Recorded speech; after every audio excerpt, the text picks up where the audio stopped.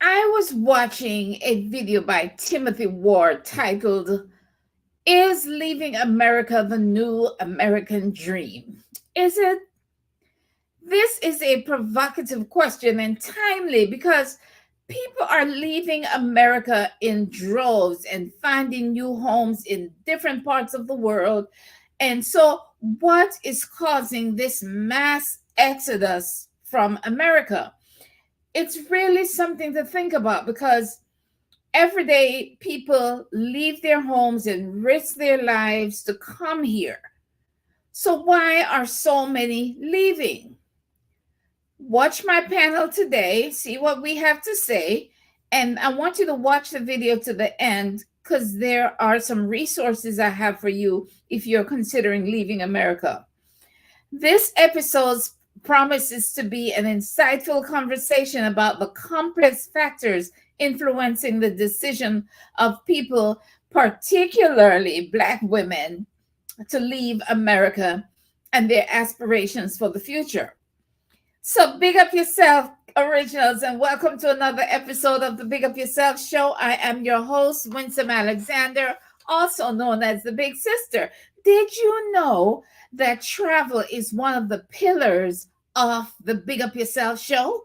Did you know that? Bet you didn't. Yeah, it sure is. Because for me, traveling is healing. I've made it part of my treatment plan, part of my self care plan. I'm closest to bliss when I'm traveling. So, of course, it has to be part of what I do.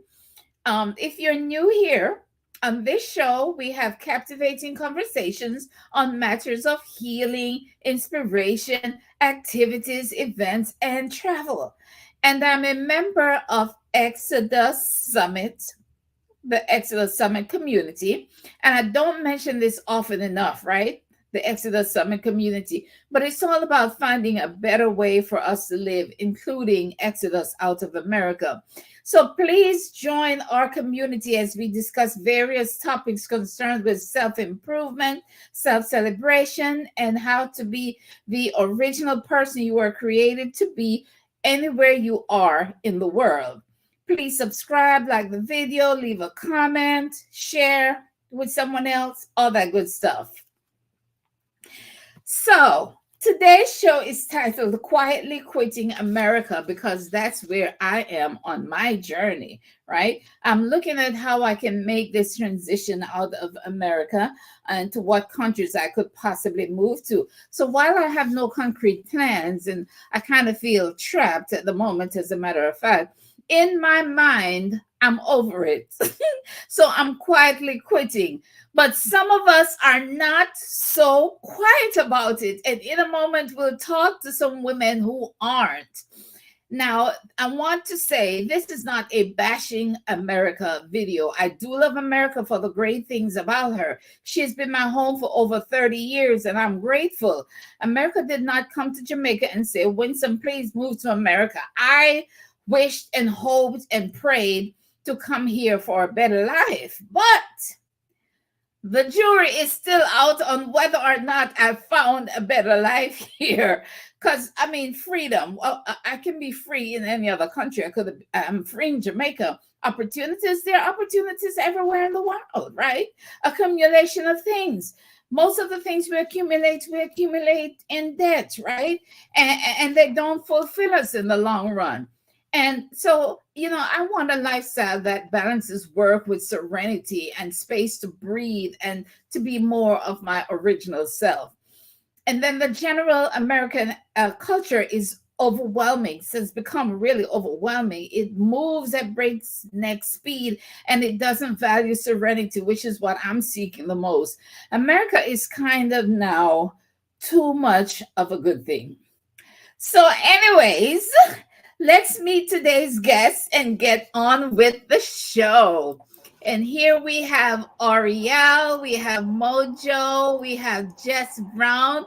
Welcome, ladies. Welcome. Hi. Hi. Glad to have you. You're not hearing? Yeah, we're here. Oh, Mojo says she's not hearing. Really? we hear. I hear you. Go back out and come back in.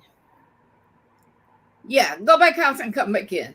All right. So until she comes back, Oriel and Jess Brown, would you introduce yourselves and say where in the world you are?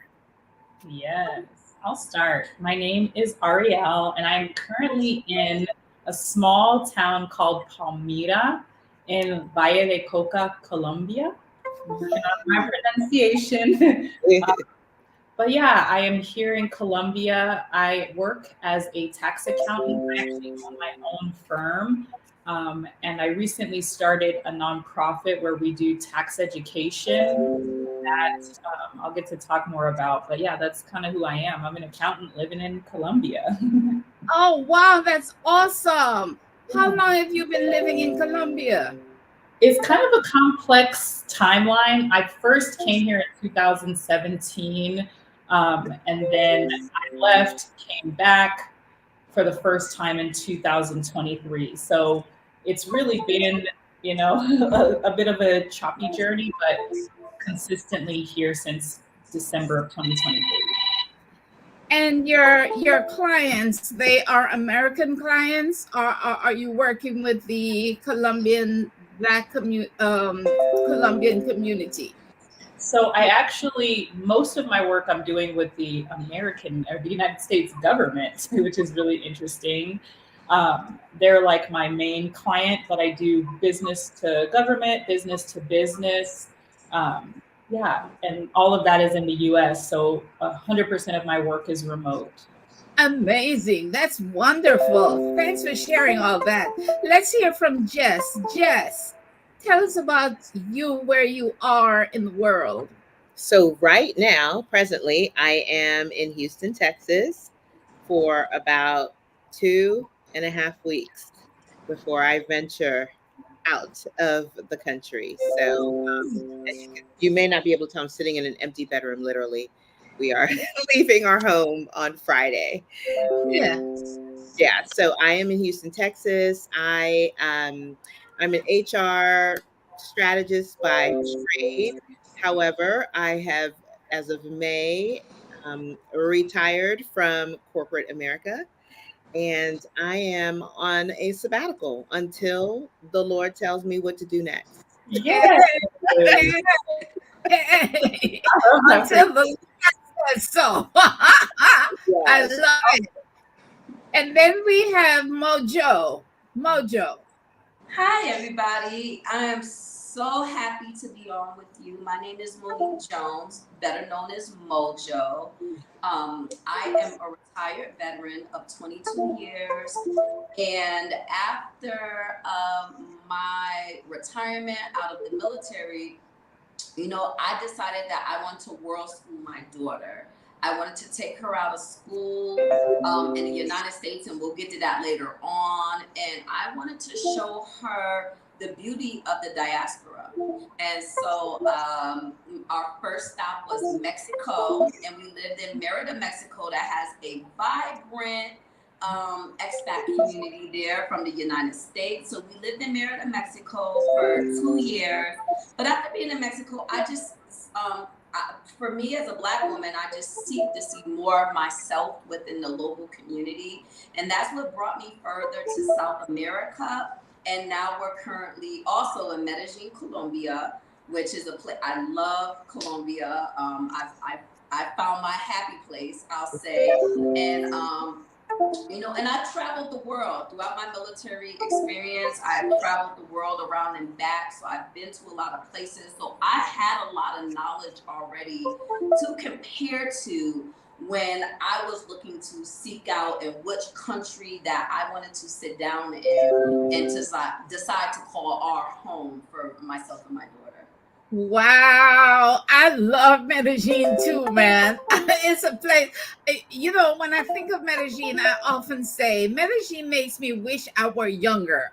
If I were younger, because of the vibrancy of the nightlife and all that kind of stuff, girl, if I were younger, Medellin would be my home.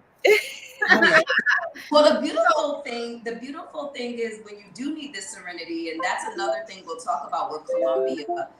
Flights within the country into other places in Latin America is not expensive to travel throughout Colombia, so you could be at the coast for about a $60 to $70 round trip airline ticket, you know, and so that's also another thing about Colombia for me is the diversity here. It's a country that has a lot to offer.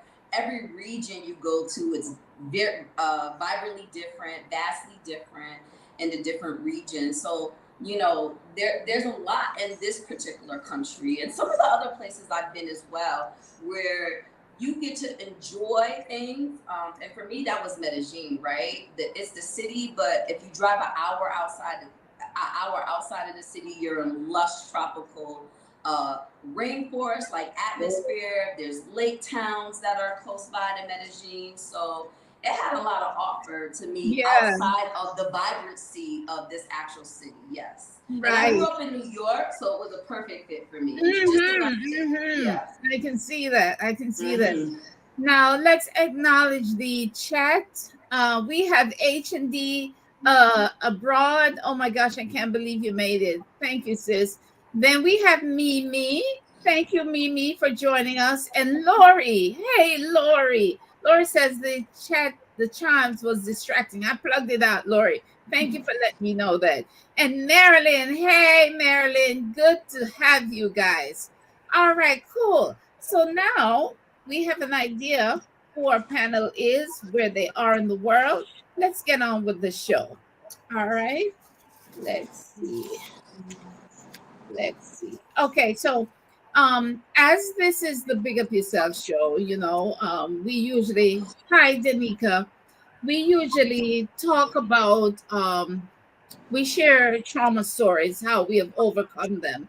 And I kind of want to ask you, is there a trauma story connected to being with the US that's kind of driving your move outside of the US? Absolutely. Absolutely. Oh, Yes, for yes. sure. Okay, whoever wants to go. This is Jessica. I'll go first. So, my trauma story actually is fairly recent. um, so, right leading up to the pandemic, I been working in corporate America my entire career, and for those of us or those that are still in it, we all know it's a beast. And the higher up you get, the bigger the beast is. More demanding of your time, your energy, your emotions, and all of the things. So leading into the pandemic, I took a leave of absence for stress.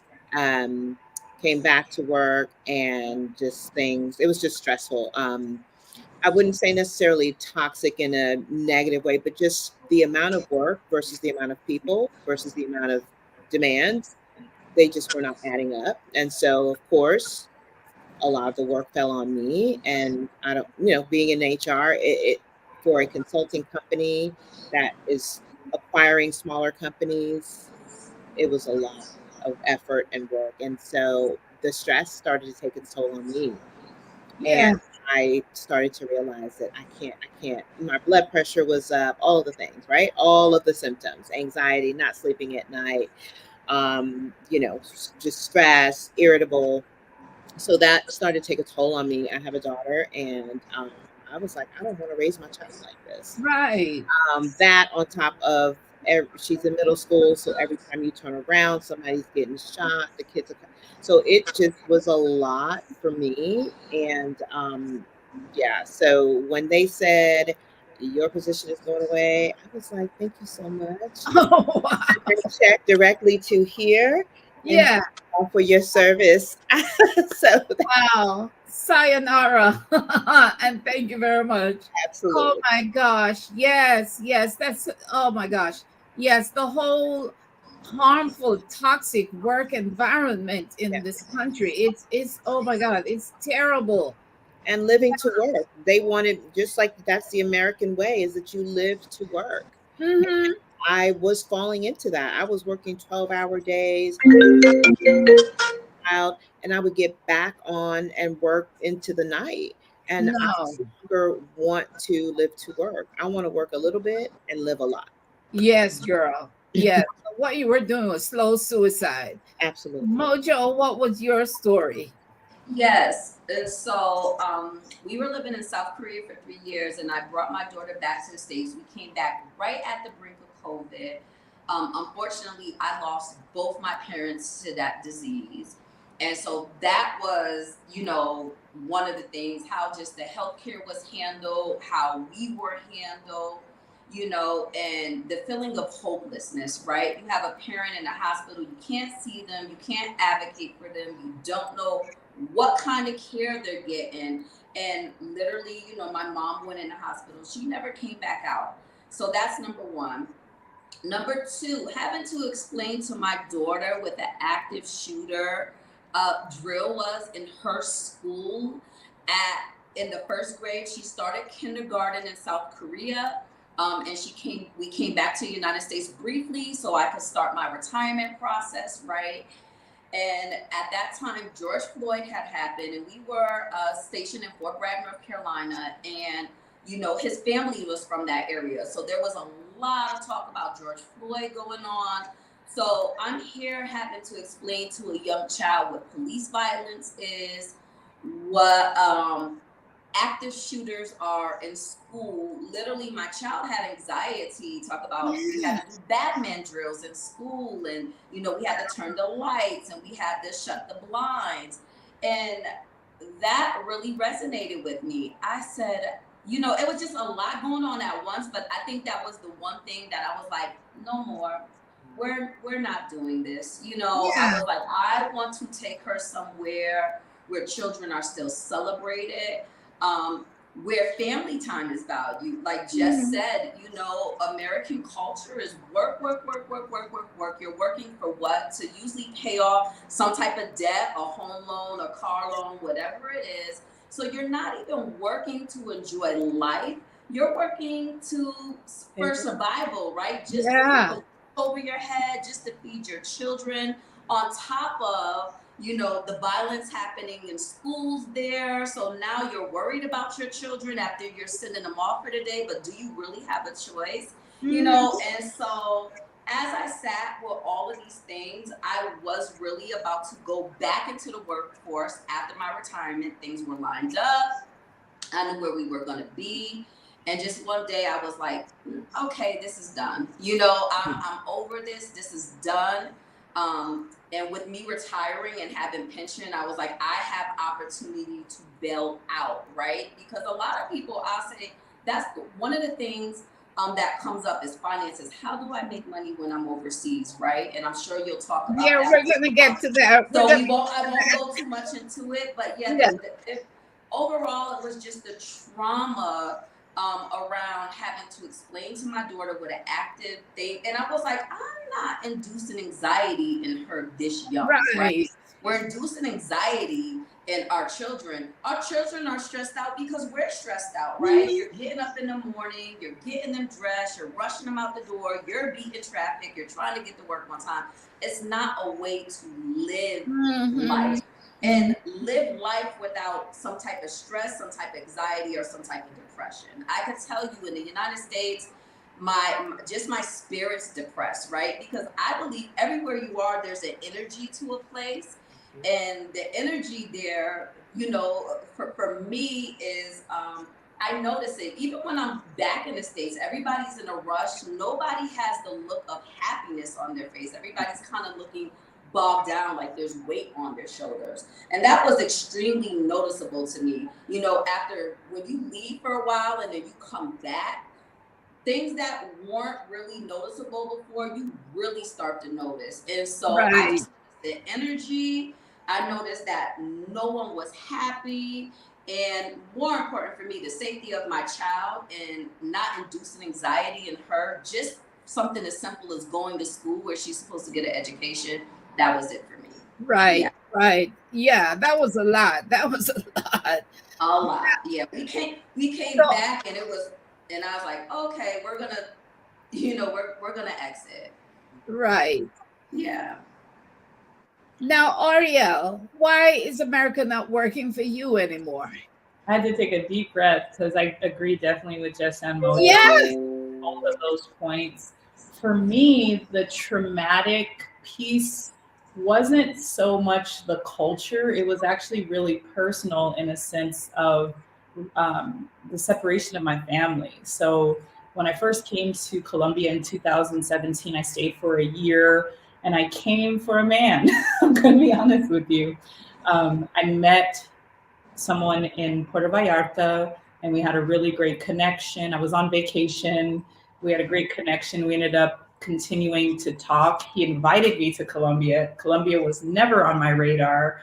And I fell in love with it from the first time. Literally caught a bus and he just took me around the country. And it was just so nice to be with a Black man, first of all, that was being so kind and caring to me, because unfortunately, I haven't had that experience so much with Black men in America. I love Black men in America. I've always wanted that and craved that, but I think there's so much social pressure on Black men in America. And so I had this experience with him that was just like so profound. And at that time I was living in Atlanta and I was coming back to Colombia as often as I could in 2017.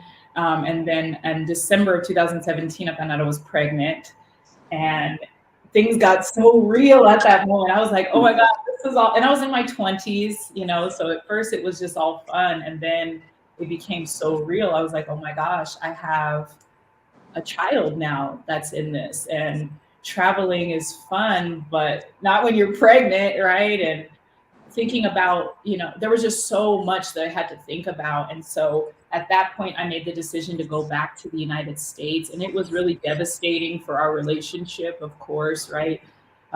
Everything was so good. And then I just was like, yeah, I don't know if I can do this here. I'm going back to the US. And the trauma for me was single motherhood in the United States of America. And I did it for 5 years and it broke my spirit. It broke me down to my core. It was the most difficult thing that I have ever done in my life. Wow. And I did it by choice, right? I left. I was here. I could have, there were so many days where I told myself, I could go to Colombia and be a wife. Like, why am I doing this, you know? Because that's how much I know this man loves me. And we actually did get married in December of last year. And so, yeah. Oh my gosh. It's been a journey of reuniting my family and then also showing my children that they have two cultural identities. Wow. My 3-year-old daughter, like I said, we moved here in December of 2023. It's been 7 months. My child is fluent, like Spanish. Girl, that is nice. And she's just so well acclimated. She just feels so at home. And then my son, he's going to be 6 in September. He's kind of like me, where he has his days where he's like, speak English, you know, like frustrating me. But he also really loves the culture. And I just feel so safe here. My son, I think the breaking point for me was when my son entered kindergarten. I'm running a business. I have to drop my son off at 10 o'clock, be back to pick him up at 3, have dinner ready, make sure my clients' taxes are done, do all of this by myself. And there'd be weeks where I'm like, what the heck happened? Like, where did the time go? I'm just literally like doing all this by myself. And my husband would always say, he wasn't my husband at that point, but he would always just be like, you could come back and I would just do it. And so here we are in it. I just recently got my visa. I'm waiting on my cellular, which is like your Colombian identity card, which makes me feel like less of an immigrant. And there's been some trauma here, I think, related to the transition. But when I weigh it back in terms of like being a single mother in the US, I would choose this life every day. Yes.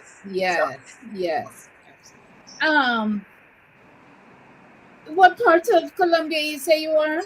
I'm in a little city called Palmira. It's about 30 minutes outside of Cali, Colombia. So oftentimes I'll just say I live in Cali just because people recognize Cali more, but it's about 30 minutes driving outside of Cali. Is that because that's where your husband is from? Or? Yeah, he has a business here. He's lived here for 18 years. He's like a little celebrity in the barrio in the neighborhood.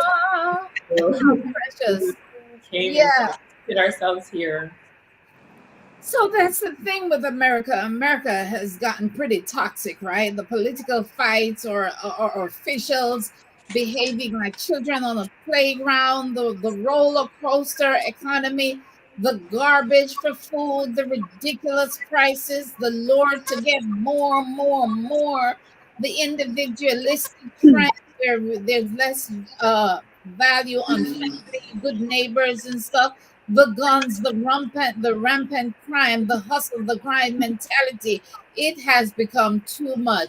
And so a person like me, like you guys, we're looking for a slower pace, right? Where our brains can keep up, so where there's less striving and less living to go to work to be stressed out and traumatized by the workload, by the work policies, the long hours, the toxic bosses and co-workers. I mean, we do want to work, right? We know we have to do some work, but you want work that's intrinsically rewarding and you don't want work that's harmful to your being. So, Jess, let me ask you, and I know you have to leave right on the 1 hour mark. No, actually, I'm good. That was Oh, yesterday. you're good. Yay. How long have you been wanting to leave America? So I I think I've always wanted to. So a little bit a quick background on me. My mom is Panamanian, so I grew up outside of the U.S. I spent the first 7 years of my life in Panama. So that was my formative years. I went to school there. I spoke Spanish before I spoke English. So we were born here in the US, but my parents divorced, and my mom was like, I'm taking my kids home.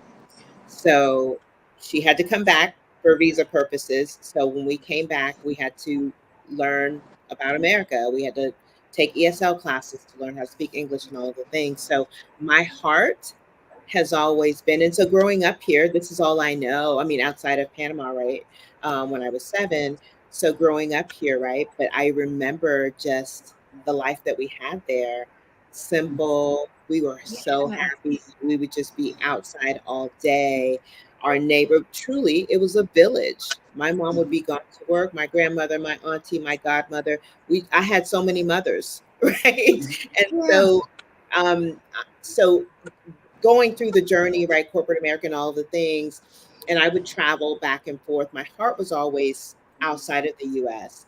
And so, and my mom, she retired and she went back and lived there. And I went back so I think I always, in the back of my mind, knew I wanted to go back out. Yeah. And so recently it's come to the front of my mind, and I found a journal that I was working with a financial coach, and I found a journal that from 3 years ago, and it specifically said that I plan to move abroad and world school my child and teach her, and teach her, and I was like, look at God. Wow. Brought you right back to it. It was a full circle moment. Yeah, it was a full Yeah. circle moment. And then just the way things lined up, quite frankly, that, I would, surreptitiously lose my, be laid off. And I was like, okay, now's the time. Now's the time. So you're headed to Panama. No, I'm headed, No. I'm headed to Costa Rica. Costa Rica. Okay. Okay. Right next door. They're neighbors. Yeah. Yes. And Colombia is next door to Panama on the other side. So yeah. Yes. I'm not going to Panama because I tell everyone it's totally a God thing. After I got laid off, I was like, okay, I need direction. Where am I going? What am I doing? And he laid that in my lap. And so I am fully operating in obedience in this season. So I don't know what's in Costa Rica. I do speak the language, so we got that covered. My my daughter will learn the language. I speak fluently, so our transition is not. I'm not fearful about that because that's half the battle, right? When you go someplace and you don't speak the language, so that I know will tremendously help with our transition. We'll pop over to Panama to see our cousins, my uncles, and all the family over there. And yeah, whatever's next is what's next. Yeah. Let's talk about preparation for making a move out of America. Um, What was it like for Ariel and Mojo? And Jess, what are you doing right now? How are you preparing to move? I will say for me, I didn't prepare. Like literally, I was just like, no more single motherhood. I can't do this a day longer. I called him and I was like, I'm coming to Colombia. And I was on a flight, I feel like within a week. What did you do with your things? And that's been a whole process of letting it go because interestingly, career wise, I like hit the mark in 2023 of like where I always set goals for my career, but this was like the biggest goal that I ever set financially for myself. And I well surpassed it. I bought my dream car. I'm like living the life that I thought I wanted. I'm in the best neighborhood. I'm from Denver, Colorado, by the way. So that was where I transitioned from. And, you know, Denver is not very diverse in itself. So I was living in what I considered my dream life, and it was so unfulfilling that I was just like, none of this means more to me than reuniting my family. I also, though, in my 20s, did so much destruction from this, like, you know, I'm ready to fly, ready, set, go kind of mentality that I told myself, I'm playing for keeps this year. And so what I've built there, I'm not going to destroy. I'm going to automate it so that it can run on its own and create a reality that I still have control over there, but it doesn't require my physical presence because one of the biggest benefits of all of this is that I'm earning US dollars and my US dollar has power here. It allows me to be able to do things here that if I wasn't earning US dollars, it could be a little bit more difficult. So I didn't want to destroy that, but I had to transition it. And I'm still in the process of transitioning it. I just didn't want to, because I get analysis paralysis. If I try to make a perfect transition, it'll never happen. So I just had to pull the trigger on it. And I know that if I need to go back to the US, it's simply a flight back. But I'm in that process. I will officially terminate I had a lease there in the townhouse that I was living. I was living there for 6 years. So it felt a little bit like unnerving to let this place go where my children, you know, have all. So you're still paying rent at the townhouse? For an empty townhouse, but I have to preserve my credit, right? Because if I break the lease, that's a whole nother thing. And so, and I thought about Airbnb-ing it, but it's just too much. And so I just said, you know what? And I've been doing it since December, but like I've said, I've traveled back a couple of times. My mom had a stroke in March. And so it was actually really good that I still had my place because I was able to go back and, you know, step into life without having a transition again. But yeah, preparation wasn't really something that I did. And I will say that I'm kind of paying for it now, but it's part of the journey, right? And so either you prepare or you don't, but you're still going to go through things. I feel like I don't regret not preparing, but I think if there was one thing I wish I would have done was really dig into the paperwork piece for the visa, because that was a huge issue. When it was time to do my visa, I needed to have certain documents, apostilled, I don't pronounce it. Documents, Yeah, and so that became a little bit burdensome trying to navigate it, but I got it done. And you know, I just have been surmounting every obstacle related to the transition post, like building the boat as I sail it. And I'm not going to lie, it's been a little bit more costly. I think planning probably would have saved me more money. But ultimately, there's no dollar amount that beats seeing my kids play with their dad. So it's just like, I'll work with it, you know. So what is the visa that you're on right now? I'm on the conjugate visa because my husband is Colombian. He sponsored a visa for me. It's the category is the M visa. And basically it's just the marital visa. It gives me 3 years of like foreigner status, extranjero status. And then after that, after 3 years, if we don't divorce, we won't. I will be able to apply for my residence. visa and like really be Colombiana. Could you possibly become a Colombian citizen? Is there a fee to that? Okay. In 3 years, I have to hold the conjugate visa for 3 years, and then there's a whole process. I have to take a test. I have to know the Colombian national anthem. Oh, Again, there's just certain things that you have to do to go through that process. But I'm just taking it one step at a time right now, earning each freedom as they come. Like I'm used to driving, and I'm not driving here, so that's bothering me a little bit, But what you do with your car? Is your car still back home? it's sitting in my garage. I bought a little Tesla in 2023, and it's sitting in my garage. It's been charging. You are something else. You are something else. Ariel says, Ariel takes the path of least resistance. I love it. I just like change it now, but I'm gonna sell the vehicle. I'm headed back in August 15th to like really close the chapter. I'm gonna be moving everything out of the apartment or of the townhome, selling the vehicle, like fully making the transition. And yeah, I'm a little nervous because it feels super concrete. But I've been here, so I'm okay with this side. It's just letting go of that side. Of that side. I get it. That's a process, because for me, I sold everything, not initially, but I got there eventually, right? And so that, I would say, in preparation, that's a process, and for example, I could say for me, I don't have any ties to Colombia. I don't have a husband or anything like that. So I'll speak to the mommies out there, where that's amazing too, Ariel. You when you're coming to something, but for those out there that are just going out on a leap of faith and they have no connection to a country, no reason to go there, in preparation, I would say the first thing is, a financial budget. That's just reality, right? You cannot leave on a hope and a prayer and hope that things will work out. That's number one. I would discuss that. That's something I saw when I was in Mexico a lot, right? Because it's very close to the United States. It's one of the easier countries to get into, and they give 6 months visas.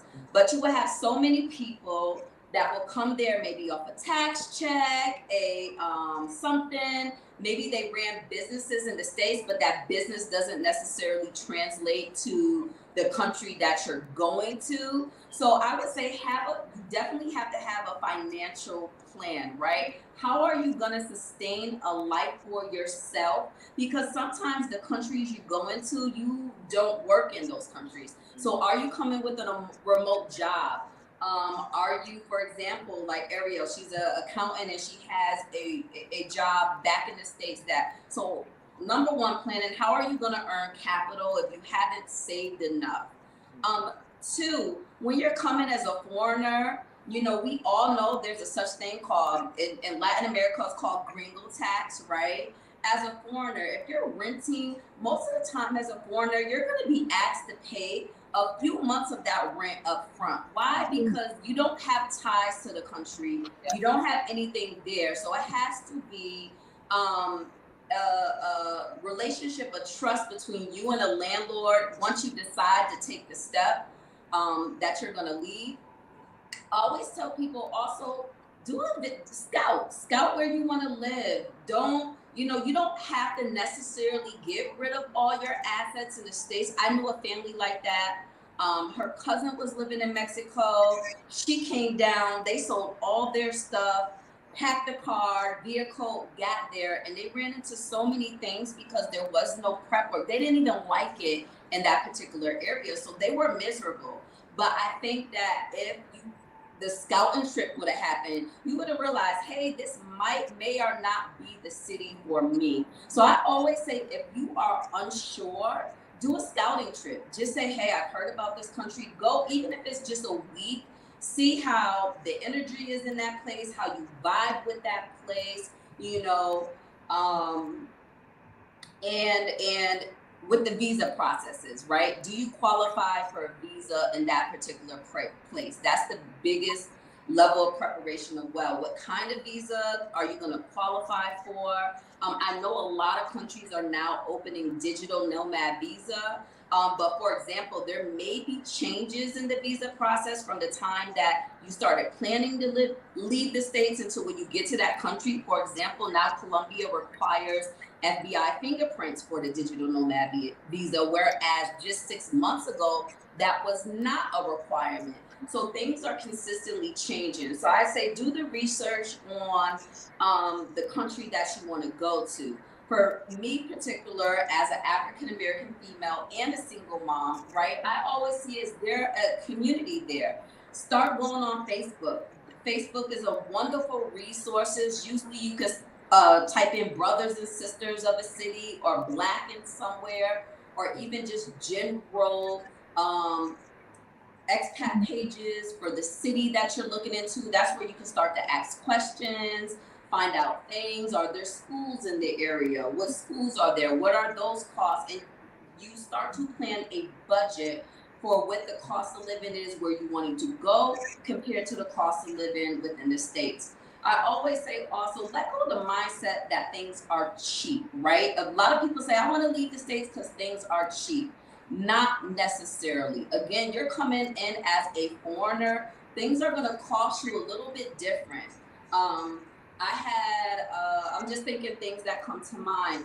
What are the fluctuations in the exchange rate in the country that you're looking to go to? Are you going to Europe where the euro is more than the dollar? Are you coming to Latin America where, yeah, the dollar may be a little bit more? But notice that if you have a steady income coming in, that's going to fluctuate, a little bit every month, depending on what the exchange rate is doing. So just make sure that, you're not maxing out maybe your rent budget, because again, that happened in Mexico. People max out their rent budget and then the dollar just, went extremely low. And now the rent that you could afford last year, you can't afford this year because of that exchange rate. And so, these are just some of the things that I think about, but people do it. And so that's the light in it. You have so many people that leave the country every single year. You have so many Black expats that are leaving and they are doing it. I always say, don't let those things hold you back, but definitely have a plan so you could survive. You get what I mean? When you move. Because that's where I've seen where a lot of people end up having to turn around and go right back, or things don't go as planned because they did not have a solid financial plan leaving the United States. And sometimes it puts you in worse debt than what you thought you were going to be in. And so that and people come, they open businesses. So if you're a business owner, again, I have a sister here. She's I believe she's here. She opened a Jamaican restaurant, right? What is it called? Jamaiquita? Yes, Jamaiquita. I was like, oh my gosh, she opened up right after I left. Oh my gosh, I was like, dang. Yes, amazing, right? Amazing. Yeah. And so that's the thing. If you have a skill set, how does that transcribe? She has a business where that translates to the local economy and also to the expat community. I see that where people have skill sets, but they expect the expat community to fund their lifestyle abroad. And that's not the best way to go, because then you're consistently hustling, and you lose your credibility within the community because you're not creating genuine relationships. You're just creating relationships so you could fund your lifestyle. So you're back to the same hustle and grind as you were back in the US. And you're not happy, right? And you're like, oh, I hate it here. You hate everything, right? But you did not plan well for that leap, so which planning is definitely a must. Which also opens up the conversation that I'm going to address in another video of who are you bringing to this new country? Mm-hmm. Who are you? Are you the same? Are you bringing the same person? Are you dealing with your internal issues? Are you showing up in this country with the same old you and expecting a whole different new, becoming somebody new all of a sudden because you're in a new place. And Yeah. yeah, you got to do some internal work too as That's right. preparation. And Yep. so, Jess, why Costa Rica and how are you preparing to go? So, as I mentioned earlier, Costa Rica was totally a divine delivery. Is how it came to me, honestly. I'm a woman of faith, so I don't do anything in my life without prayer and direction. So that's what got me to Costa Rica. How I'm preparing, oh my gosh. So to Mojo's point, yeah, I made 2 trips to Costa Rica, one by myself, so I could survey alone, kid free. I am a Yep. single mom too. My daughter turns 13 next month. And then Mhm. for spring break, I took her. We went Mhm. together so that Yeah. she could see where we're going to be living. We went and saw the house that we're going to be living in. We did Wow. a walkthrough together, all of the things. Absolutely. Make the connections while you are here. I feel comfortable with the community that I've already made while I'm here in the US there. Absolutely. I have WhatsApped her. I met her and her husband when we were there, asking questions like you're going to have to, right? I'm not an introvert by any Mhm. sense of the word, but community is big for me, especially being a single mom. You Right. have to. You have to. If you don't have one, you need to build one around you and you need to cultivate your community. However, Mhm. by any means necessary, right? Because it's just me. Something happens to me. I need to know that my neighbor will come and take my child, feed my Right. child, take care of my child until Know whatever. who's to get in contact. Absolutely. So it's not always family, right? So for me, how I'm preparing is right, making contacts there with people that are going to be in the area where I'm going to be living now while I'm here, getting my financial house in order. I paid down, debt because I don't want to be over there stressing about who I got to pay here and who's looking for me.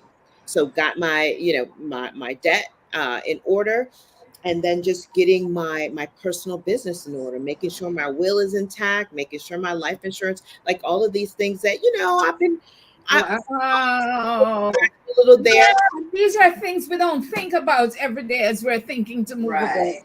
Absolutely, right? but I this forced me because I had done a little something, but stuff wasn't complete. So really forced me to put my foot down and start really focusing on these things. Right? If something were to happen to me, who's going to take care of my child? What's going to happen to my assets? All of those things that I thought about it, and like I said, I had some things going, but I needed to really make it final. So Mhm. those things, right? Getting rid of things, realizing that we just as Americans, we have so So much. much stuff, Way too right? much. Most, Way too I would say much. 90% of the stuff that we have, we don't need. Don't We need. really live off 10%. And so in this process, it has been a mental, emotional, spiritual, it's been all Cleansing. of the things. I've cried. I've been in a fetal position crying, like, what am I doing?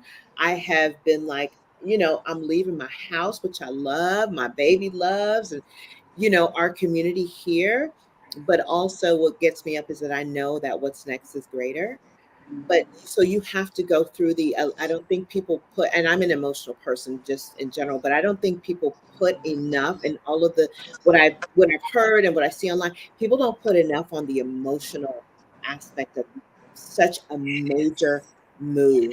It is Absolutely. it is there's so much. I know Ariel, like you said, Mhm. you jumped off and then you were like, I can't do this. I got to go back. Right. It's an emotional, it is Yes. even whether you're doing it alone or whether you're doing it with kids or With whether a you're doing partner, it with yeah. partners. It's Because as much as we find it toxic and we want the change, is kind of leaving your safety net, right? absolutely, Exactly. Oh, absolutely. And coaching my Absolutely. child into what we're doing, why, because she wanted to know why do we have to go there? What about my friends? And luckily she's in middle school, so she's in that sweet spot. I feel she's not quite yet in high school where it's like I want to graduate with my friends. So Mhm. we're in a good space, but still just continuing to talk to her, ask her questions. What is she excited about? What is she sad about leaving? Just so that I'm in touch with her, and I'm not just like, well, mommy says we're going, and this is where we're going, because she's part of the plan. Because if I don't want to get over there and she all hell breaks loose, and she decides that she wants to be the rebellious child that she's never been, because I moved her across, right? Yeah. She will act Yeah. out because emotionally she's not able to communicate or regulate what's really going on with her. So just being in touch, having time where I'm like, okay, well, what are your concerns? Just really trying to tap into. And of course, she's in middle school, so I'm not getting a whole lot out of her, really. Like, mom, leave me alone. But just really letting her know, like, mommy is here to listen. I know this is a big move. Mommy, I'm feeling a type of way, just communicating how I feel about it so that she understands and knows that it's okay if she's feeling those feelings too. Mm-hmm. So purging and just getting your financial and really outside of all of the things, but really getting your financial and your life in order as far as what's going to happen to you, your assets and all of those things should and we should think about that anyway, but when we're moving abroad, I think it makes it more urgent. I was just watching an episode on H&D Abroad, and they were talking about how to ship your things from America to wherever you're moving to. So if you're not subscribed to H&D Abroad, that's a channel that you can subscribe to. And she's preparing to move too. So all her videos are about preparing to make that move. So abroad. So that's something you could probably watch. And no, I'm not having any storage. No storage. But No. you're gonna be shipping some stuff. I'm not. What I have 5 crates with and 6 suitcases. Yes, that's it. Good for you, girl. Good for you. Yes. That wouldn't be me. I'm bringing all my stuff with me. I know what we have to live. We got to start living more Yeah. because we have so much. So yeah, I'm not keeping any storage. As a matter of fact, I'm waiting for them to come and pick up this sofa and this bed that I'm sitting on. That's it. That is it. That's right. So tell me about what are the visa requirements? Like how much time do they give you? What visas are there available in So Costa Rica? yeah, in Costa Rica, so they do have a digital nomad visa that you have to be working making a certain income level in order to qualify for that. They have a retiree visa that you have to deposit a certain amount of money into a bank account there, and also show proof that you're receiving Social Security or whatever the case may be, that you would be getting that regular paycheck from the government entity in the U.S. They have a visitor visa, which is what we will be on. The visitor visa allows you to be in country for up to 180 days, and then you have to leave and get restamped and then come back in. So we are going to do that for a bit. Because my mom is a Panamanian citizen, I'm also going to work on my citizenship in Panama while we're there, because I need to be in Costa Rica 3 years before I qualify for an actual resident visa. So we'll do the hopping around. So you're not hopping around, but the border runs is what they call them. So we'll do those for a few until I either get my cedula in Panama or whichever comes first, or get it in Costa Rica. It's probably going to be faster for me to get my cedula in Panama, which will probably make my transition into Costa Rica as far as residency easier. When But I you say haven't you're done leaving, that research. when did you say you're leaving again? August 2nd. Lord have mercy, it's right around the corner. Let me check in with the chat because they've been blowing up the chat and carrying on. Let's see. Let me go all the way back up. Let's see. Background chill says she's connected from Trinidad in the Caribbean. Yay. Hello. Won't you guys subscribe to the channel, please? Hit the like button and and leave a comment. Thank you. Terrence, I don't know. He's a Jewish man looking for a chocolate girl. How did he find himself in this? He said, well, And then Meredith is asking how to contact all you guys, but I'll get that from you later. Amin Anuti said, Mojo, with you moving, did the anxiety from okay, with you moving, Mojo, did the anxiety from what your princess experienced improve? Absolutely, yes. And so I think that was a thing. I know you spoke about that. I don't want to touch on it, but healthcare, mental health, things like that. Um, I would say yes, but also it's because I'm in an environment that allows it. So for me, environment made the biggest difference. With leaving, and that was part of my journey in leaving too. The anxiety, the stress, the always having to hustle, to happen to figure out what's next. Okay, childcare, there's all the things that you have to figure out, and not to say that you don't have to figure those things out when you go to another country, because all of those things have to be figured out. But when you go somewhere where the culture is not work, work, work, work, work, there's family values there. They value family. They value time off. They value healthy lifestyles. I could say, for example, here in Colombia, I get fruits and vegetables. Anywhere, Latin America, there's somebody coming down the park and they're yelling aguacate, aguacate. That's my daughter's favorite thing. She's like, the strawberry man's downstairs. Like, she's looking out the window. Or the fact Ice cream man. listen, No, now, ice cream man, the strawberry man. she's outside with her change, right? And it's affordable. And so, and not just because I make US dollars, it's affordable for the local economy as well. You know what I mean? But the answer to the question overall, absolutely yes. I feel more vibrant. That was one of the reasons I picked Medellin. The weather, they call this the city of eternal spring, right? So you always get this nice. I was down in Cali, sis. I'll be down for Petronio, but Okay. Cali's hot. It's so Right. But yeah. But for me, it's the city of eternal spring. So there's a nice breeze. There's mountains here. The scenery. I feel more vibrant. I absolutely do. Just the food. Let's just get on the topic of food alone and how food affects us. Right? When you're eating food that's chemically drowned. I noticed when I went to the grocery store here, I was like, there's no organic section. Why? Because everything's organic. There's no need to put an organic label. Wow. It's coming from the farms to the grocery store. When you're outside, those are crops that people are made. I have mango trees. Even just the laws are different, right? Where, I know some places in the States, you can't just pick fruit off the tree. That's considered illegal. Here, I have mango trees. You don't know the amount of times I prayed because my child is up a tree with her Wow. island life. You know what I mean? Where she's fetching her mango, she's fetching her lime, she's fetching her orange.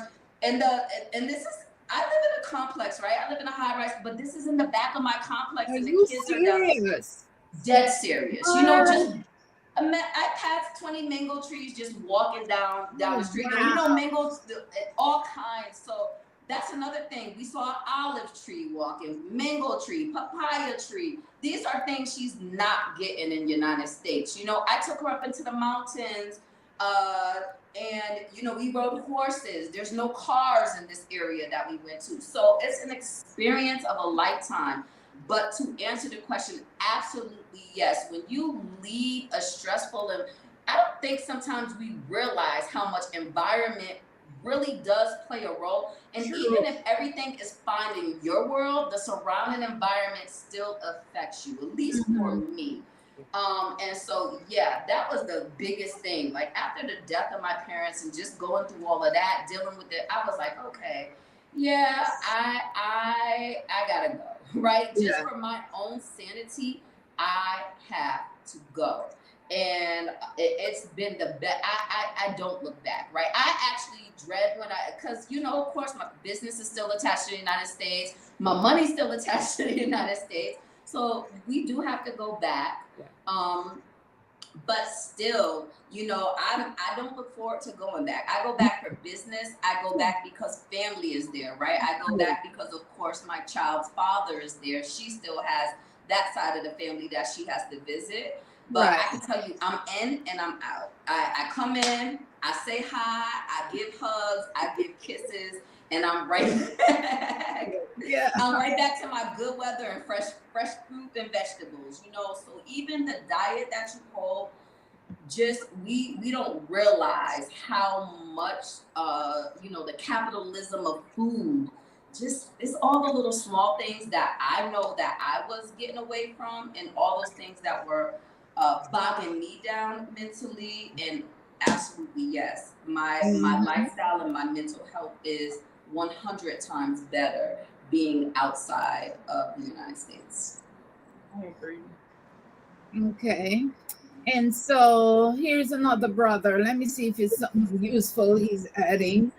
I have heard the word debt mentioned with regards to moving from America thus far, and maybe with some projection. Do you feel the weight of a debt driven society in the countries you have moved to?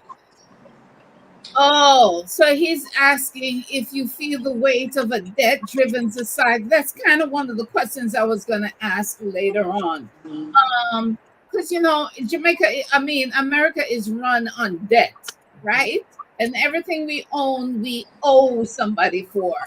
Is it kind of like that in the country where you are or where you're moving to? I will say Colombia does have a debt culture here. Yeah. As a foreigner, I haven't tapped into it. I'm researching it because I do want to tap into it.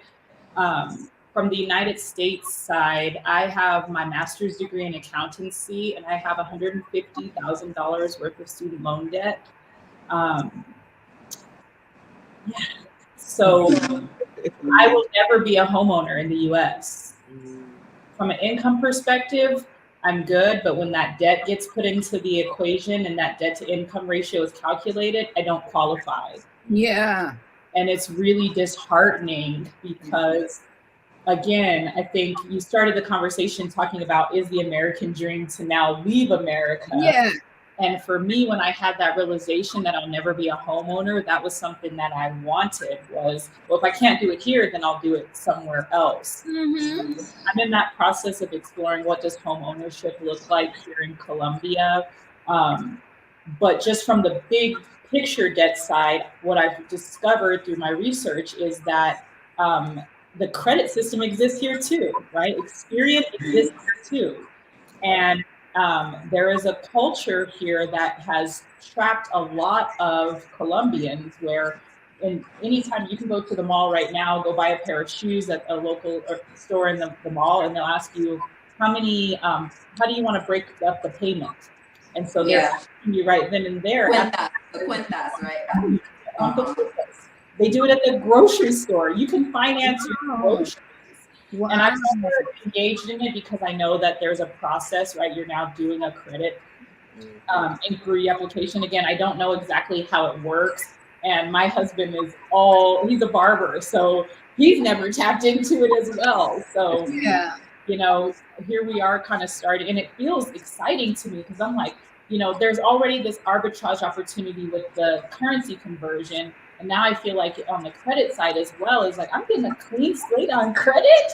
wow. I can start clean when I have my cellular. I can start building my own credit here and move toward home ownership. And home ownership is like within reason for me. My life, where things are career-wise, but I definitely see that there's a culture here where people finance vehicles and they become close to their jobs as well. So I'm aware of that. And I want to utilize credit as a tool. I've always said cash is king, but credit is queen.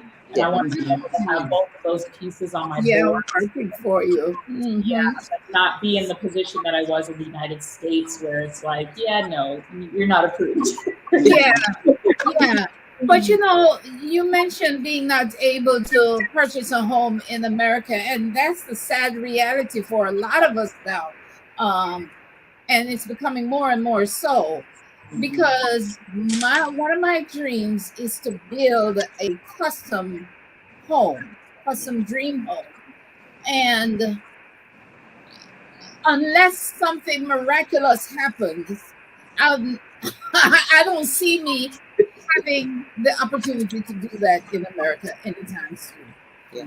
I could, however, do it in Rwanda, which I'm looking at moving to, right? It is a definite possibility for me in Rwanda, building that dream home.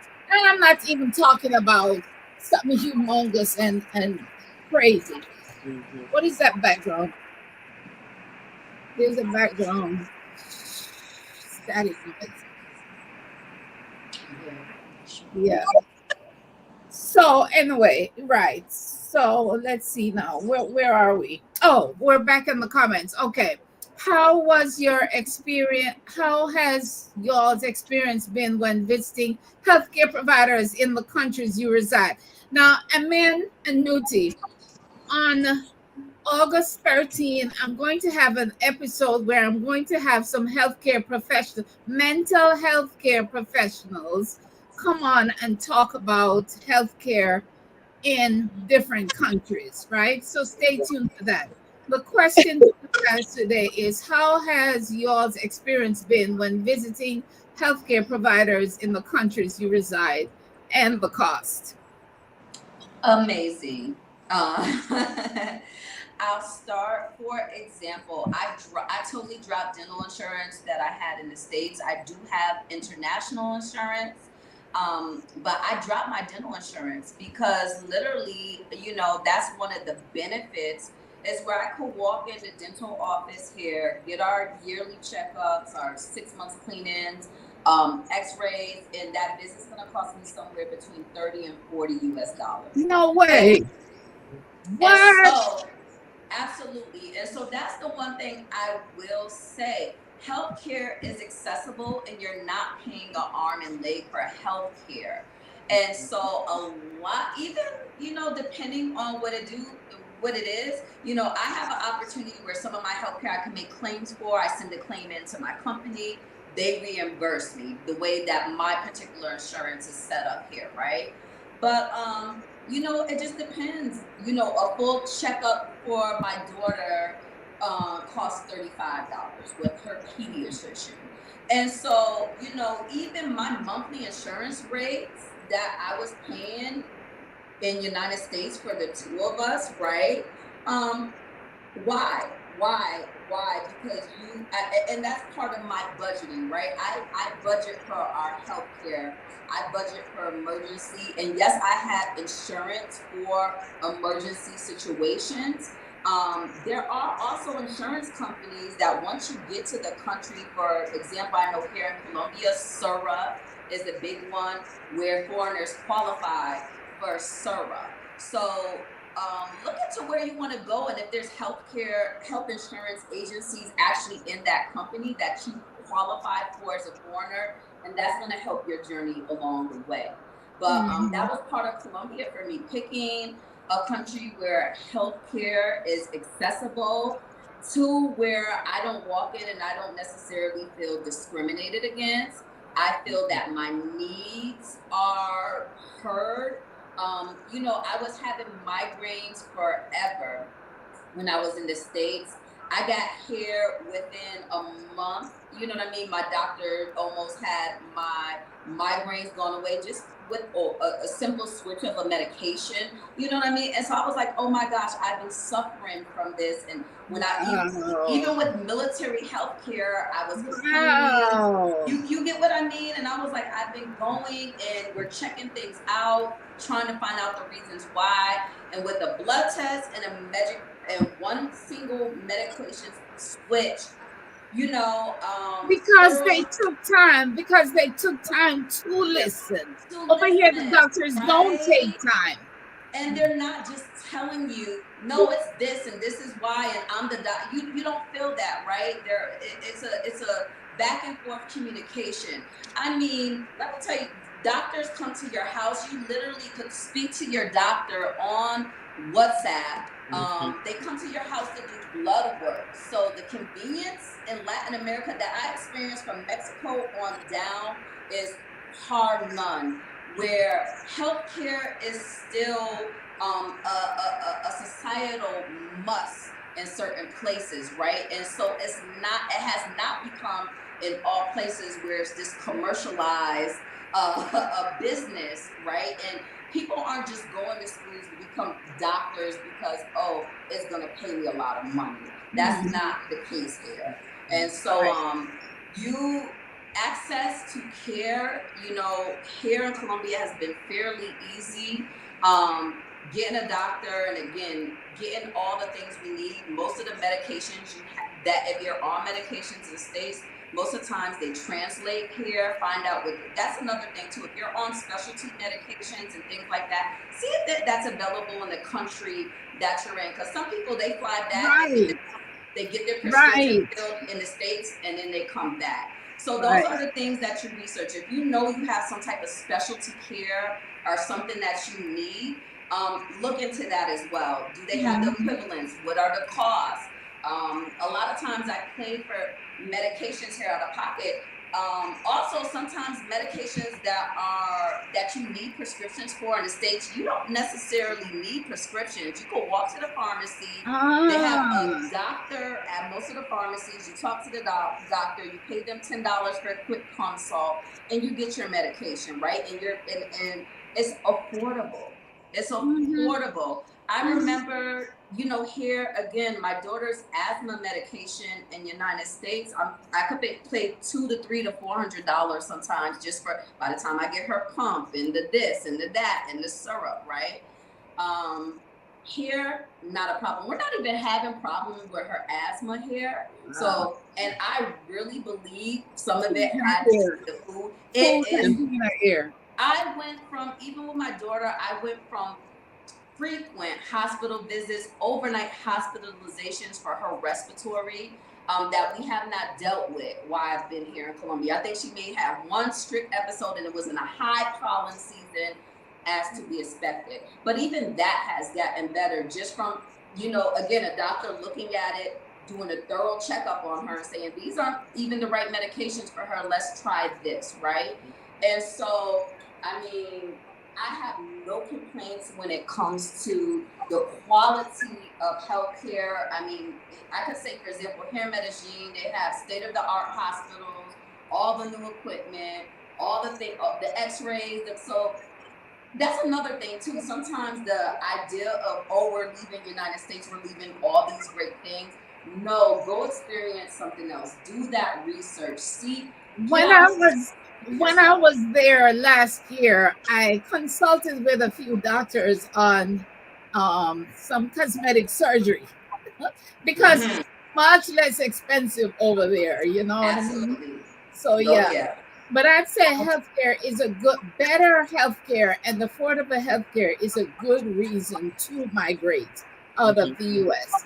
Now, Kindred Souls Abroad says she left the States in June of last year, lived in Jamaica for 2 months, and she's been in Medellin since then. She met up with you, Mojo, she says. Hey! Souls Abroad. Alicia Renese, look at that. Hey, Alicia, thank you for sharing your experiences. Marilyn is, Stephanie Perry, are you guys all part of Exodus Summit? Are you part of Exodus Summit, Oriel and Mojo? I'm not. No. You guys have got to join Exodus Summit. I am. I'm part of it. I'm on it. I love it. Oh my gosh, you must. You got to subscribe to Stephanie Perry on YouTube and then go to the Facebook group called Exodus Summit. Oh my gosh. It's an experience. If you join from Facebook, make sure that your Facebook page has your picture on it, because it is only for Black women. They are very, very strict about that. Because they want to provide a safe space. So if you have something that does not show your face, they will not approve you. So I'm just she's all about her Black woman. She loves us, girl. She's very protective of us. Absolutely. Let's see now. Background Chill says he's a brother. I have mango, coconut, papaya, soursop, moringa, lime, mint, and veggies in my yard. Where is your yard, Background? Yes, where's your yard? Where is your yard? Okay. America is definitely running debt. Yes, Ariel, I feel you. Same. They see my student loan debt and disqualify me for, oh yeah. They look at your student loan debt and you can't buy no house, girl. Mhm. Um, all the ladies are excellent. Links for moving abroad. Picky Girl Travels and Rashida, they're on my list too, Marilyn, that I'm gonna go over in a minute. Somebody says, Ezekiel says, I'm watching from Africa. Wow. Um, H&D says we plan to visit Colombia next year after the rainy season. I was there for the rainy season, but I enjoyed it. I love rainy I did. season I here. loved it. You We know, did the all our rain, tours and it everything doesn't in the rain rain. all day. It comes in waves throughout the Yeah. day. Yes. You kind of can, you know when to get outside, you know when to Yeah. get in the house. I love it though. Yeah. I love rain season. Yeah. I we- was in my hotel room with the windows and stuff open. I was laying there just watching the rain and just feeling so good and relaxed. And Yeah. then later on, I went out on a street food tour. Mhm. We are Yeah. moving in the rainy season, so that should be interesting. That should be interesting. Yes. Oh God. I want to, one more caveat I can think of real quick while you're reading through the comments. A lot of people, when they say, you know, why Colombia, you think that it's like a third world country. I know. Let me explain to you. She's gonna explain to us, girls, why A Colombia. lot of time, the amenities that you get is far beyond, you know what I mean, some of the comforts that you have in United States. Like even, I remember when I was living in South Korea, I had a toilet. Y'all, this toilet did massages and warmed up as soon as I sat on it and all kinds of things, you know. And I'm like, you know, so I was like, okay, like this is an experience, but you know, they started singing little nice music. But my thing is, you know, no, a lot of times you are not going to be in the middle of nowhere where access to nothing without doctors. You know, I love to say America has this propaganda that everywhere in the world is less than, right? Yep. And I would definitely get out. Listen, you have to get out that mindset. And also, when you're traveling, go with an open mind. You're leaving for a reason. Remember your why and why you're leaving, and try not to bring the American mindset with you. Right? Life, you're leaving to change. Life is what you know. You're not going to impose our lifestyle and our way of living in that local culture. So I said, as long as you go with an open mind, yeah, you're great. But there's access to, yes, there's, you know, my friends like, what are grocery stores? I have amazing grocery stores where I can get all the things, right? You're not going somewhere where they might not have your special brand, but you could usually the basics that you need in life, like Jess was saying, and you know, we live on so much access where we need all these things. No, life much simple is better, but you're not going to be stranded in the middle of nowhere with nothing. That's not what life is abroad. So You'll be surprised how easy you'll be surprised. really do, how flexible you become, because when you don't have access to it, then you make do with what you do have access to. Right. And one other thing on top of, I'll piggyback on what Mojo said is, let's not take our entitled American attitude. Yes. We Yes. expect them to Yes. down for us because Yes. they're not. We need to go and we need to be with the people, understand the culture, and be part of the culture. And respect the culture And too. respect the culture. And Don't go over there expecting. Other countries, they move at a different, much slower pace than the US. Absolutely. So you might have to wait for your food a little bit longer. Don't pop off and have an ad. You might have to wait a little bit longer for the lady to come from the back to get you your whatever. They are on their time. Latin American time is definitely CP times 10. Oh my Caribbean, God. anywhere south of the American border, your life it's chill, Yeah. right? But you learn to appreciate that. There is something in that, and taking the stress of right now away. Oh, there's such a peace in it. It's so it's peaceful to watch, you know.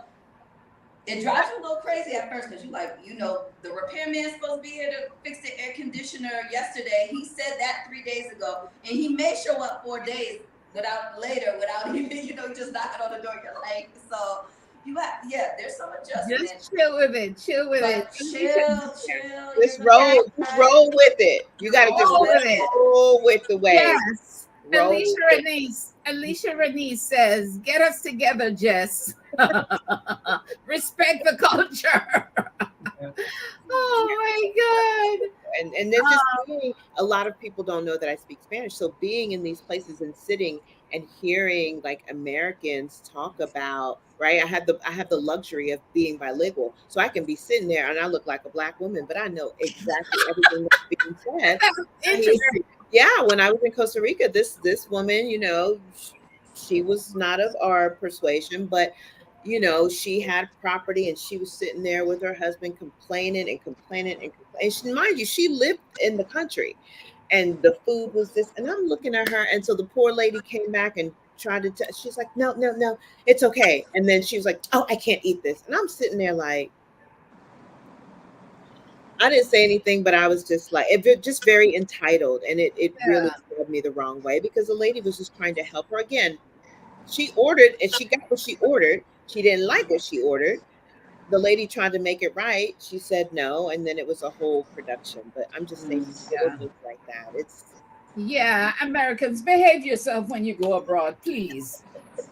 Now, one big question people have when considering moving abroad is how?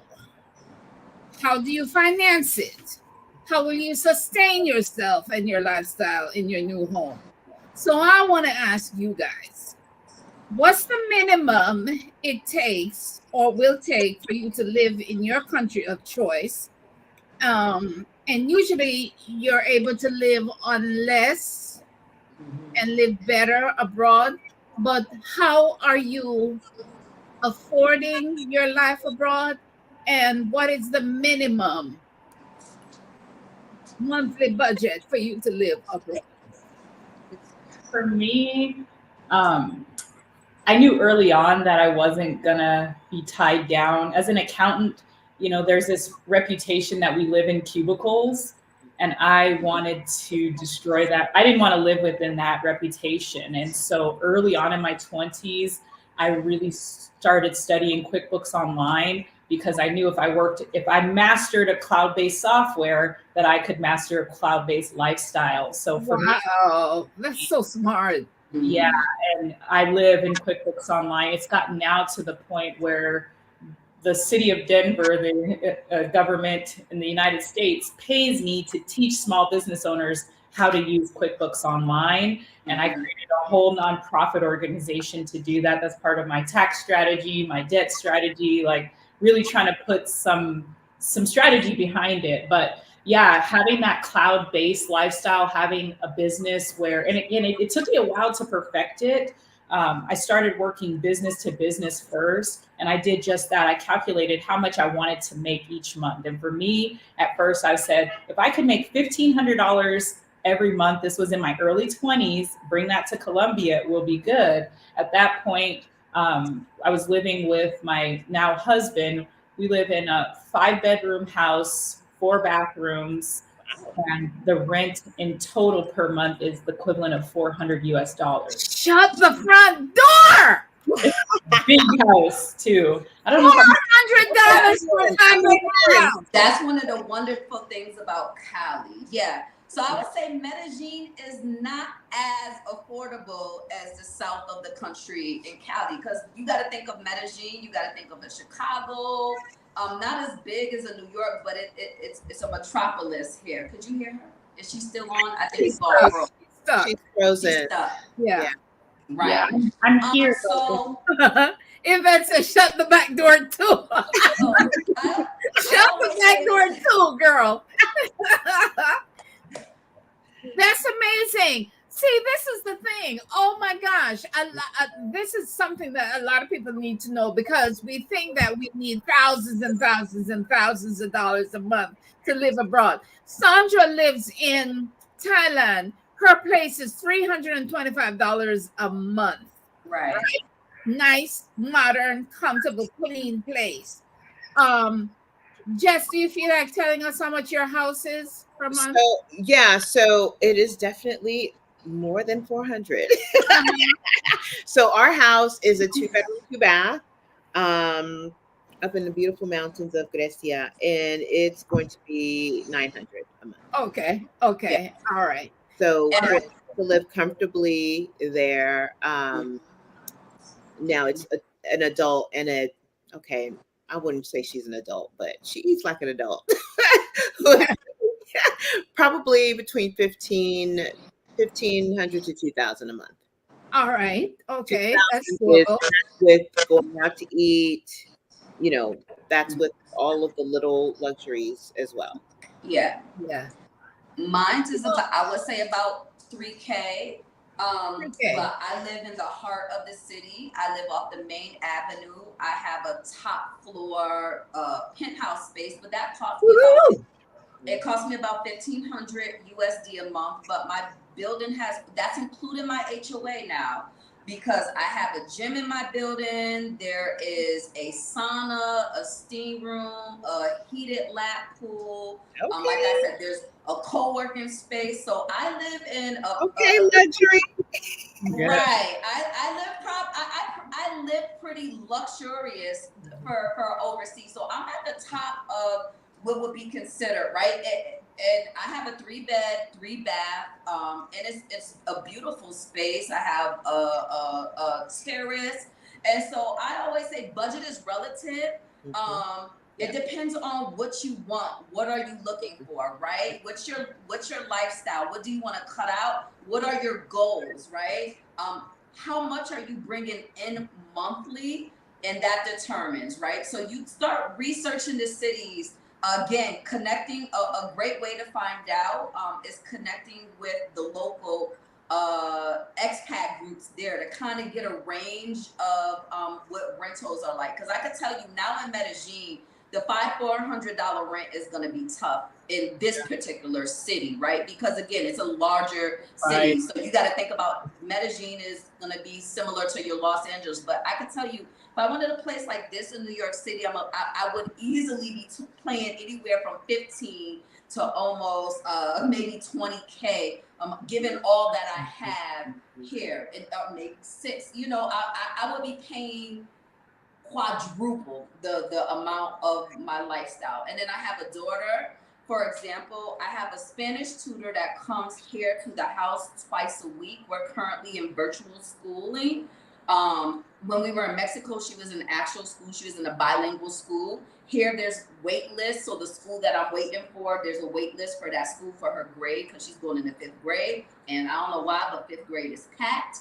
But but even with a tutor coming, that's affordable just to get her Spanish up to par. And her Spanish is way better than mine now, just her pronunciation, to see that transition of her being bilingual. But that cost me maybe $50 a week versus if I had a private tutor come in the States, that's going to cost me anywhere from $50 an hour. Exactly, that part. And so, what are your must-haves? When I say when having a budget, what are your must-haves? For me as a single mom, a must-have for me was being in a building with security, right? I that was just a must-have for me. So I have a porteria in my building. So I always say make a list of your must-haves, right? What's important to you? What can you downsize on? Like again, the places are modern. You can absolutely find modern, nice, clean places for, I would say here in Medellin, anywhere from the $600 to $800 price range, depending. There's some people, depending on the neighborhood, you could get $300 or $400 rent. It really depends on what you're particularly looking for. But I always say research the cost of living in the country that you want to go to.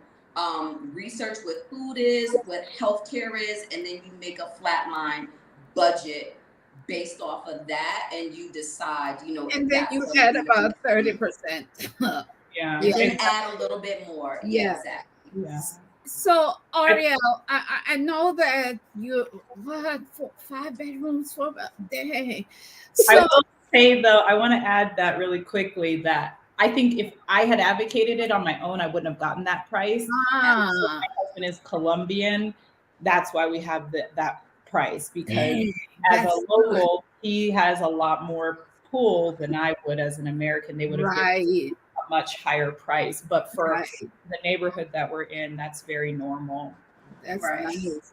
Yeah. Now, I know that your husband, you say, is a barber, and you are an accountant, and that's how you fund your life, right? Yeah. That's Uh, how you make your income to live abroad. Yeah, and kind of going back into the conversation about the like bougie American attitude, I think with him and I, that's a topic of discussion a lot because he's a super humble guy, right? He comes from very humble beginnings, and I did as well, but I've worked my butt off to get to this point, and now I'm in this phase where I'm like, I want to enjoy it, and he's like, no, we're gonna stay home. So there's always kind of ongoing discussion about what our lifestyle looks. The home that we're living in currently, while I'm so grateful for it, it's like I said, a huge house. It's not my ideal house. I Yeah. want something more like what Mojo's describing. And so we're in this phase now where, we rushed everything. We reunited, we got married all in the month of December. And he's been living in that house for 16 years. So he's still in his comfort zone and I'm completely out of mine. And so Yeah. I'm trying to push him to the point where it's like, this is great. It's an older house. It needs some major renovations. And since we don't own it, I'm not comfortable with investing in it. I want to start moving forward with investing in a house that'll be our family house. Hmm. And so, yeah, there's some discussions about that. I'm the breadwinner, and I'm okay with that. Yeah. One thing I've dealt with a little bit in the culture is that there's some machismo, I don't know how to say the word, but like, Machismo, like you said, I'll say machismo, it yeah. And yes. I don't think my husband And suffers traditional, from like it. there's traditional gender roles. That's Yeah, what very traditional gender roles. And Mhm. so my husband doesn't suffer from it from in the extreme level, but I do think that at times it does kind of bother him that, you know, there's that difference. Huge. But we found and we're working our way through it. Mhm. Every financial discussion, my view on marriage is what's mine is yours, and Right. his is more like, no, that's your money and I'm still working to get my own. And I'm like, well, I want to enjoy where we're at right now. Like we're in a Yeah. really good place financially. And again, even in the US, I was okay. Here, I'm like more than okay, but I feel that Mhm.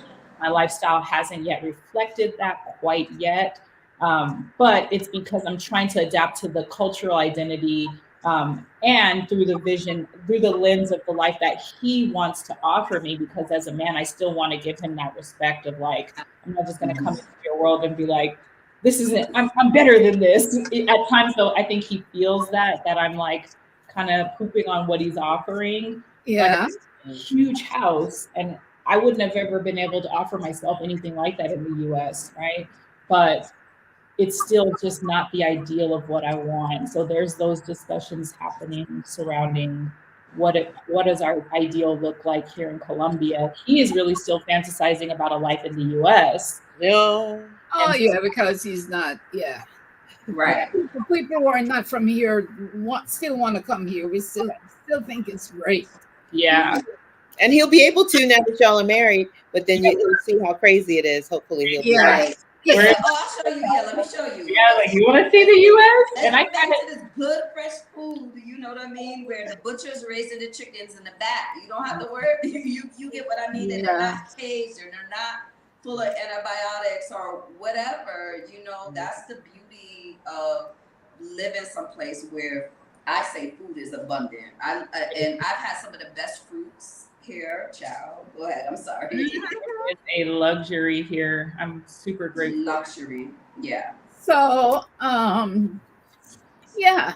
So let's see what the comments are saying. Okay. In the tropics, having a house and yard space is important. You can have fruit trees and vegetable garden. Big difference being in a condo or apartment.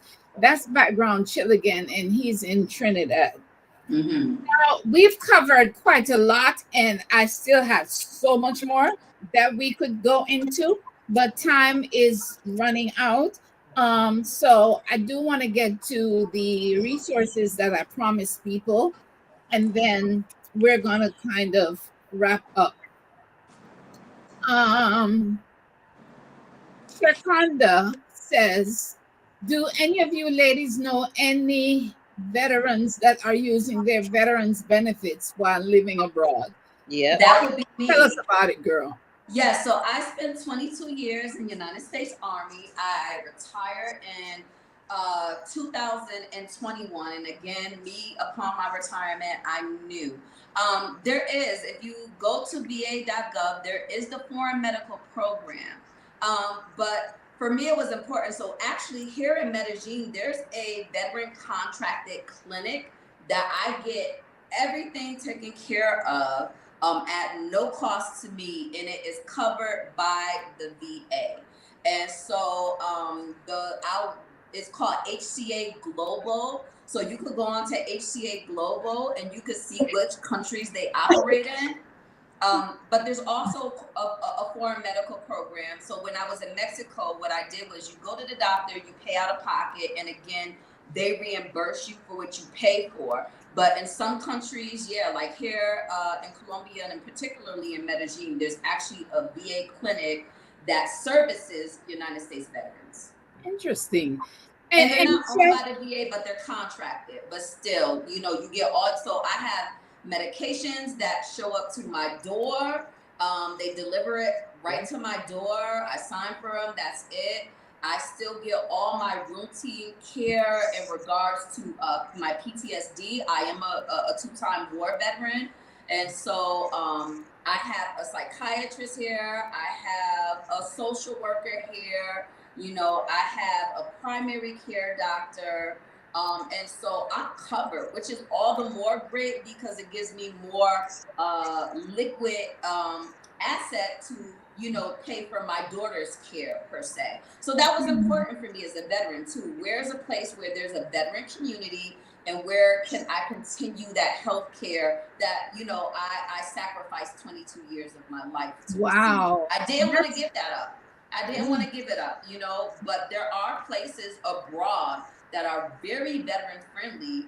And again, it just takes a little research, but that was another part of my move to coming into Medellin versus staying in Mexico, because Mexico I had to do claims, where here they do everything. I came, I brought them my disability award letter. They look at everything, they go down, and it has been absolutely amazing.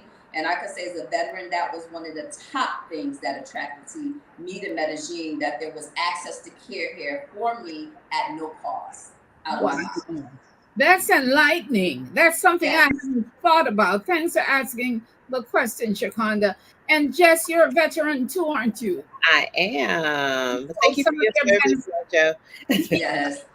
I'm still working on mine, but I do know that there are several. I've connected actually with several veterans in Costa Rica that are either retired or in a similar situation as Mojo, and they're actually one of the young ladies is oh my gosh, she's who I started talking to move to Costa Rica.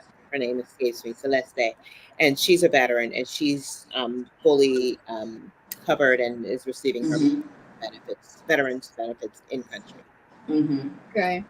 And so it's called the Foreign Medical Program. You could do research, just Google Veterans Affairs Foreign Medical Program, and there's more information on how you get your care while you're deciding to live abroad. Okay.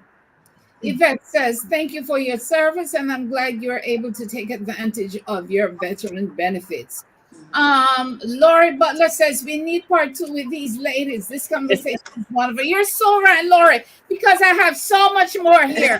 We're go into some deep stuff, but we got to wrap up. I want to just briefly, real quickly run through, well, here are some of the countries that people are moving to, right? Mexico, because of the proximity to the United States and lower cost of living. Canada, because it's close cultural ties with the US and strong economy and universal health care. Costa Rica, known for its beautiful landscapes, friendly locals, high quality of life. Portugal, with its affordable living costs, beautiful weather, and welcoming expat community. Spain, rich culture, excellent healthcare, and a relaxed lifestyle. And so, some of the resources, um, number one, we talked about Exodus Summit. Remember to go and sign up, join up with Exodus Summit, and subscribe to Stephanie Perry on YouTube. Number three, if you want to go to Jamaica, there's Clarice. It's birdjamaica.com. All these resources are in my description box, you guys. You want to go to the grill in Jamaica, there's Mr. Memphis, who runs the group Black Expats in the Grill and Capital of Casual.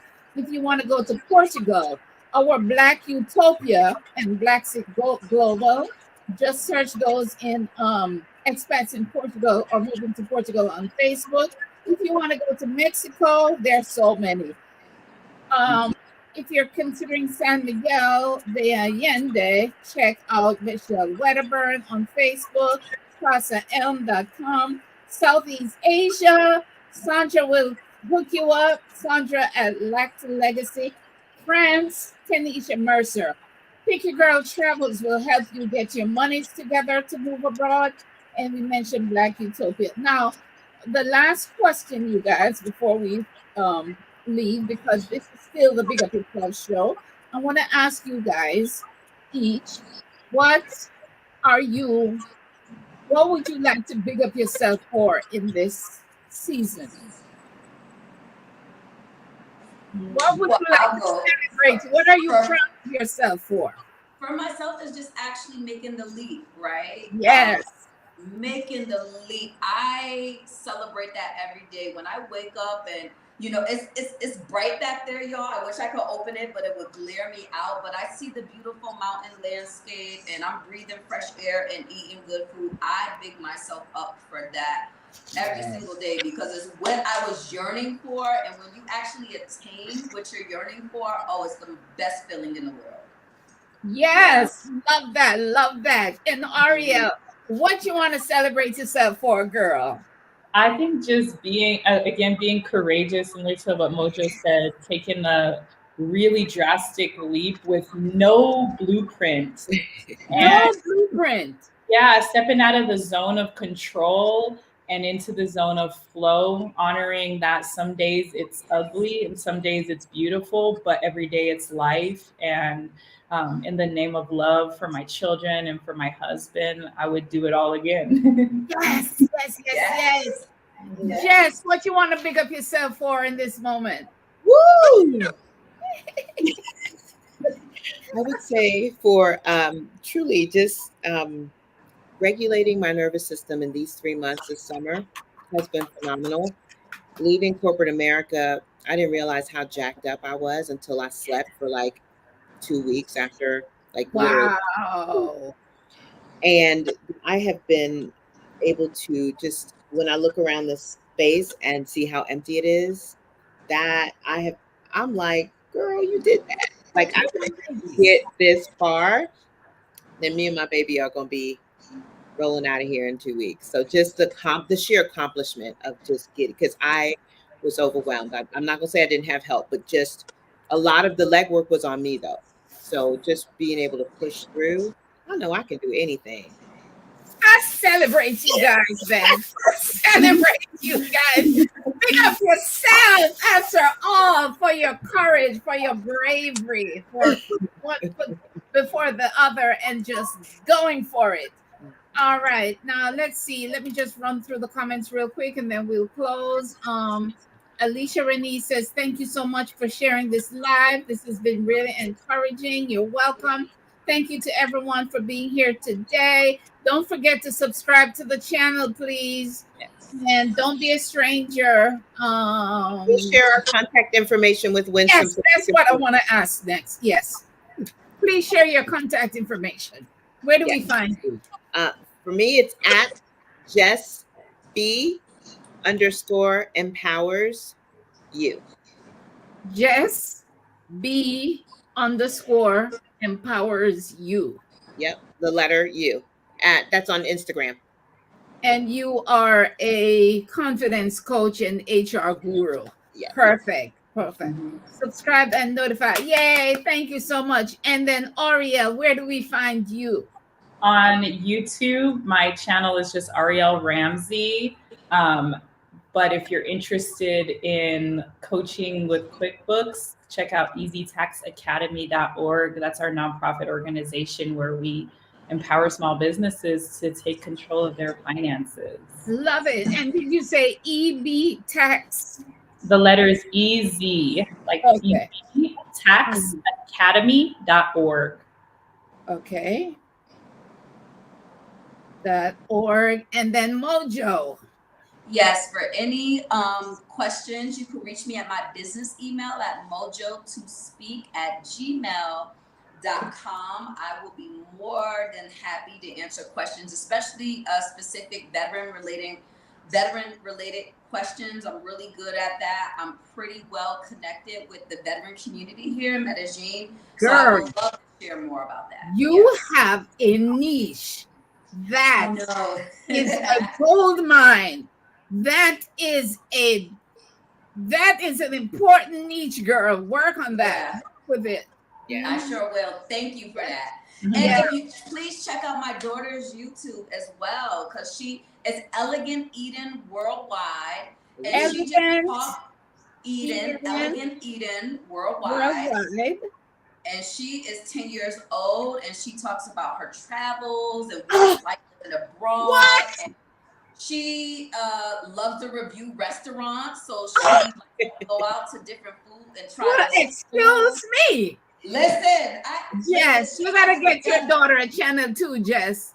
Yes, yes. And you too, my son has one too. Yeah. And Elegant Eden Worldwide on Instagram as well. So that was her goal this year, to start her YouTube channel when she turns 10, so she could start documenting as we travel. And again, and if anybody wants to know about world schooling or just what it's like, I want to specifically touch the heart of my single mothers out there. Yep. Listen, you can do it.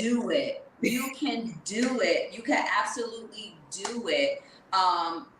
The schooling and the cultural exchange, especially here in Colombia, the diaspora is here. And again, that was important for me. That was one of my choices to leave. Mexico was amazing. I love Mexico. It was great. But one of my choices in leaving Mexico was to expose her to where she would have the diaspora, right? Where we walk outside every day and there's little girls with hair texture. She has beautiful locks, right? So they might not be loud, but she sees afro hair textures and kinky hair textures and girls with array of chocolate melanin. And that was important for me, right? I wanted to be somewhere where she could see herself reflected in the culture. And now that she sees all these little girls like her that are just spitting Spanish, right?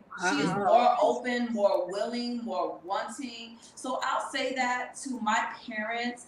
Also, when your kids see you happy and healthy, home is where the heart is, And so, yes, things will be missed, yes, but when mom's happy, when mom's in a better environment, we're outside, we're discovering things, you will see that your children are actually a lot more resilient and a lot more adaptive than what we give them credit for. Absolutely. Her biggest thing was just finding a few more kids she could play with, and was her activities gonna stop? And no, if there's a place in the world, there's usually children activities. You are going to be able to roll back into all the things, whether it's gymnastics, basketball, but that's the biggest thing for specifically for my single mothers. Don't be afraid to take the leap and take your children somewhere else where they may even have a better quality of life than which you were able to provide them in the States. Here, I'm able to provide so much, where just in the States alone, her activities were almost up to $1,000 a month, which is crazy. And here, it's a fraction of the cost, you know, for some of those same exact activities that she was in even better quality sometimes. Right. So yeah, don't be afraid of that, and don't be afraid to travel with your children. It's rewarding. Alicia says, yes, representation is important, especially for the babies. And Yvette says, lock girlies, yay. Yes. All right. So, okay, guys. So, I'm going to put, ladies, maybe gents would like to connect with the guests. Yes, I'm going to put your contact information into the description box as well. And I want to thank you so much for being a part of this conversation today. I appreciate your candor and your willingness to share your thoughts and insight into this topic of migrating from the US. Amin Anuti says, you're all phenomenal, and she expresses her gratitude. I wish you continued success and pray all your plans come together as you desire them to. Please stay in touch, be assisted. Oh, by the way, everybody watching, please press the thumbs up button right now, please. And if you're not subscribed, please subscribe to the channel. I'd certainly appreciate it. And as you leave, may there be ease within your being. Everybody in the chat, everybody on the panel, may there be ease within your being, and may you be free. And I will see you later. If you guys could just hang in there just for a moment. Bye, guys, in the chat. Bye. Bye. Thank you, guys.